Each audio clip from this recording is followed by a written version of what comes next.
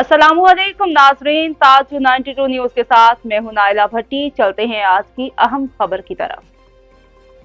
खबर शामिल करेंगे टंडू लाहियार से। डिस्ट्रिक्ट रिपोर्टर तारिक हमीद अब्बासी की रिपोर्ट के मुताबिक सहाफत मुल्क का चौथा सुतून है। टंडू लाहियार में ड्रग माफिया मजबूत होने के सबब मसाइल भी ज्यादा हैं।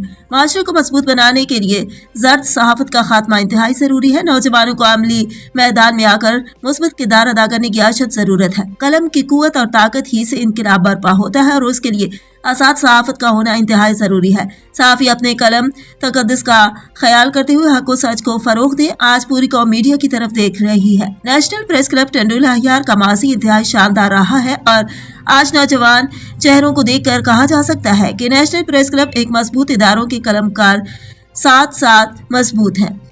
इन ख्यालात के इज़हार deputy director custom Rashid Hussain Khanzada ने नेशनल प्रेस क्लब टंडू लाहियार पहुंचकर नौमुंतखब अरकान नेशनल प्रेस क्लब टंडू लाहियार को मुबारकबाद पेश करते हुए किया।